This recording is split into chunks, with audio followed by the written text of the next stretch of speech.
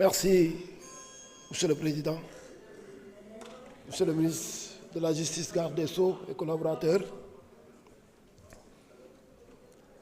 Monsieur le ministre du Travail, en relation avec les institutions,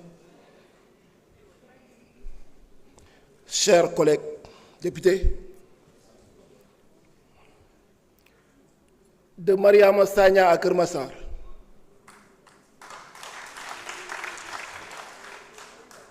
violé, puis tué, assassiné, j'allais dire, de Cheikh Koli à Bignona, tué par balle,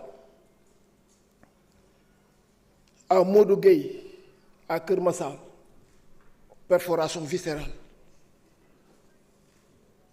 Les résultats des autopsies sont là, et c'est clair dans nos têtes. Nous n'oublions rien du tout. Nous portons encore la mémoire de vos morts atroces tombés pour la restauration de la démocratie au Sénégal et pour l'injustice. À Bignona, nous avions fait la promesse, votre sacrifice ne sera pas vain. Aujourd'hui, on en est là. Aujourd'hui, le peuple sénégalais a tenu cette promesse par son vote massif. Il a plébiscité le PASTEF. Il a choisi l'espoir, la justice, la rupture. Mais il est important de rappeler une chose essentielle. Une loi est générale et impersonnelle. Elle ne peut pas être taillée sur mesure pour servir des intérêts particuliers. D'où l'intérêt de cette loi interprétative. Et je profite de l'occasion pour féliciter notre collègue Amadou Ba. C'est ce principe qui justifie que nous devons aller au fond de la vérité.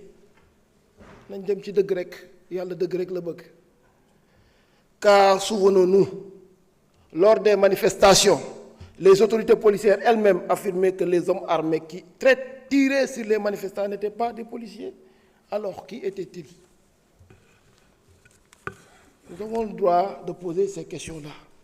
D'où venaient ces armes? Qui les a données? Parce que, à ce que je sache, ce sont des armes de guerre qui ne devraient jamais se retrouver entre les mains des civils. Oui, c'est des armes de guerre. Nous avons le devoir d'exiger des réponses, Monsieur le ministre de la Justice. Pas par vengeance, mais par respect pour les morts, par respect pour la République. Et pour plus jamais cela ne se reproduise ici au Sénégal. Monsieur le ministre de la Justice, la balle, la vraie balle qui mérite d'être tirée est dans votre camp. Pour tirer au clair toute cette injustice, pour que la vérité puisse triompher à jamais. Am na ñu fi agité wu boobu ba tey nag di tëb di dal. Dama bëgg ñu jël famille victime yi ñu remplacer ko seen bopp ñu jël famille victime yi nga xam ne dañoo perte seeni doom ci deewin gu ñaaw ci perte gu ñaaw ñoom ñu jël ko ñu remplacer ko ci seeni doom remplacer ko seeni bopp ñu natt ko seen bopp ñu xool qu'est-ce que ça va donner. C'est atroce, c'est mal. Normalement waruñu foo nekk ku nekk di tëb di dal dañoo waroon jàll ci leneen. Cette loi vous l'avez votée.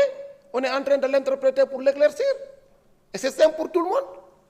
Allons vers l'essentiel. Monsieur le Président, ku fi tëbati naa la appel au règlement. Am na ñu fi jalgati ay règlement yu bare ci Assemblée nationale. Ramoto bee ngay gis ne yoral nañu juróom benn oto yoo xam ne moo ngi ko teg ci loxoom war na ko mën a delloo si fii ci biir Assemblée bi. te am na yeneen ak yeneen yoo xam ne waxaguñ ko doxaguñ ko parce que crime de sang yi la ñuy wax de mais crime économique yaa ngi fii tegu ne tege il faudra qu'on aille vers ça une bonne fois pour toutes parce que sénégalais yi ñoo ngi ñuy xaar te dañ ñoo yàkkamti donc